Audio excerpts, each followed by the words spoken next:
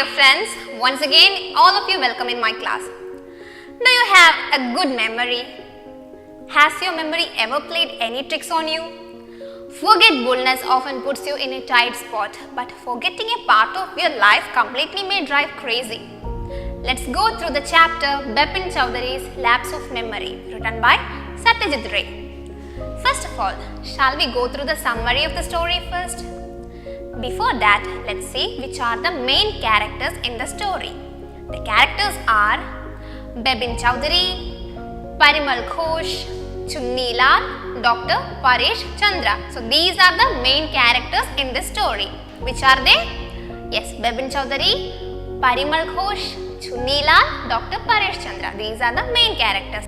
Now let's go through the summary of the story. Every Monday, Bepin Choudhury used to come to the new market to buy books. His favorite items were crime stories, ghost stories and thrillers. He lived alone. He had not many friends. One day, Bepin Babu, Bepin Choudhury is otherwise known as Bepin Babu, he found in the market that someone was observing him. It was a round-faced man. The man saw him and smiled. But Bepin Babu could not recognize him. He reminded Bepin Babu that once he had been to Ranchi in 1958. The man had arranged a car for him to take him to the Hundroo Falls. His name was Parimal Ghose. But Bepin's memory played a trick on him. He was sure that he had never been to Ranchi. Parimal was surprised. He gave several instances in his support. Bepin, he said, he had fallen down in Hundroo and got a cut on his knees. He had brought him iodine. He had fixed up a car for him to get to Netherhut. There was one Dinesh Mukherjee also in whose bungalow Bepin Babu had stayed. Bepin always carried a book bag at his sightseeing trips, but nothing could revise Bepin's memory. He said that he was in Kanpur in 1958. Parimal told that Bepin had no children and his wife had died 10 years ago. The same year, his brother died in Ranchi Mental Hospital, but Bepin could not recollect any such event. Bepin believed that he had an excellent memory. He was working daily in his office and doing a responsible job. He wondered how Parimal knew all intimate details about his wife's death and his brother's insanity. But at the same time, he was sure that he was not in Ranchi but at his friend Haridas Babuji's house in Kanpur during the pujas. He could write to Haridas to confirm his visit, but Haridas had already left for Japan. He found an inch-long cut mark on his knees, but he could not recall when and where he had got the cut. Then, Bepin decided to go to Dinesh Mukherjee's house to confirm Parimal's claim. But he dropped the idea because Dinesh should think he had gone mad. He soon forgot all about Parimal and went to sleep. Next day, Bepin ran up to Dinesh, who confirmed him that he was there in Ranchi. He felt that he had lost his memory. After Bepin Babu looked lunch, Chunni Babu came to see him. Chunni Babu is the another character in the story. He was the schoolmate of Bepin Choudhury. He wondered how he had forgotten his visit to Ranchi. He had not suffered any injury in the head. Chunni Babu had been to his school and was requesting him for a job. When Chunni Babu asked him what his last job was, Bepin told correctly that his last job was in travel agency. His means Chunni Babu's last job was in travel agency. Chunni Babu recalled that he himself had fixed up Bepin's railway booking in Ranchi and gone to station to see him off. He left him without requesting for a job. Now, Bepin Babu became serious about this matter. He consulted a young physician, Paresh Chandra. Now, the next character is Paresh Chandra, is a young physician. Paresh suggested a plan. Bepin should go to Ranchi once again and might get back his lost memory.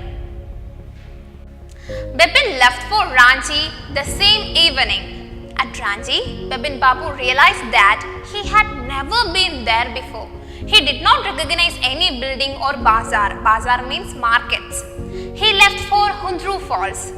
There, two Gujarati gentlemen found Bepin laying unconscious beside a rock. Bepin Babu returned to Calcutta.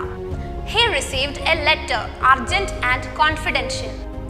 Surprisingly, the letter was from Chunilal. He said he was down on luck, but he had written a novel which might bring him fortune. Bepin's memory suddenly came back. He told Dr. Paresh Chandra that he had pain in the hip from a fallen branch. So the memory problem of Bepin Chowdhury was cleared. Now another problem caught him, that is the pain in the hip from the falling branch. And he asked the doctor to prescribe some painkillers for that pain. So students, this was all about the short summary of the chapter Bepin Chowdhury's Lapse of Memory. Now let's move on to the new words and important question answer section. New words. Stepped out.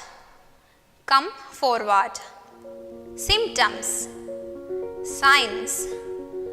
Desperately. Hopelessly. Asylum. Shelter. Clamped. Bounds with clamps. Affluence, which means abundance. Retribution, which means as a punishment for. Move on to the question answer section. Question number 1. Why did the man stare at Bepin Babu's disbelief? Answer. The man, Parimal Ghose, was taken aback when Bepin failed to recognize him. He did not believe that Bepin had a lapse of memory. Question number 2. Mention any 3 or more things that Parimal Ghose knew about Bepin Babu. Answer. Parimal Ghose knew that Bepin Babu's wife was dead and his only brother had died in the same year in a Ranchi lunatic asylum. He also knew that Bepin Babu had no children and he was a lover of books. Question number 3. Why did Bepin Babu worry about what Parimal Ghose had said? Answer. Bepin Babu was taken aback to hear the intimate detail about his life from Parimal Ghose. There seemed no reason why he should tell a lie. He wondered if he really had forgotten about his visit to Ranchi. Question number 4. How did he try to decide who was right, his memory or Parimal Ghose? Answer. In order to resolve the puzzle about his visit to Ranchi, Bepin Babu decided to contact Dinesh Mukherjee. Parimal had said that Mukherjee was also in Ranchi at that time. Question number 5. Why did Bepin Babu hesitate to visit Mr. Mukherjee? And why did he finally decide to phone him? Answer. Bepin Babu hesitated to visit Mr. Mukherjee, thinking that it would be ridiculous if he had really visited Ranchi. Mukherjee would think Bepin Babu had gone mad. Hence, Bepin Babu finally decided to phone him. Question number 6. What did Mr. Mukherjee say? Did it comfort Bepin Babu or add to his worries? Answer. Mr. Mukherjee did not reply clearly, but he said that he had been to Ranchi twice. He was not sure about the trip. Bepin Babu exactly wanted to know. It made Bepin Babu more puzzled. He lost his appetite. Question number 7. The author describes Bepin Babu as a serious and hardworking man. What evidence can you find in the story to support this? Answer. Bepin Babu was a serious, honest and hardworking fellow. He went to office regularly. He was doing a responsible job. He was not a good mixer. Being serious-minded, he did not waste time in idle chat. Question number 8. Bepin Babu lost consciousness at Hundroo Falls. What do you think was the reason for this? Answer.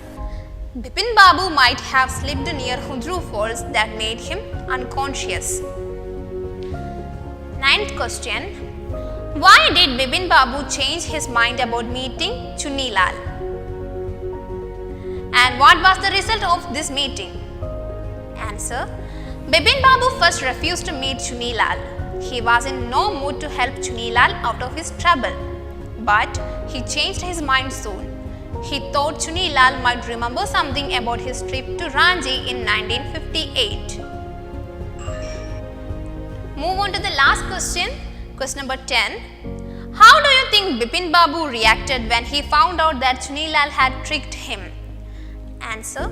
Bepin Babu's first reaction was that he regretted having refused to help Chunilal. He saw through Chunilal's tricks to test him and learned a lesson.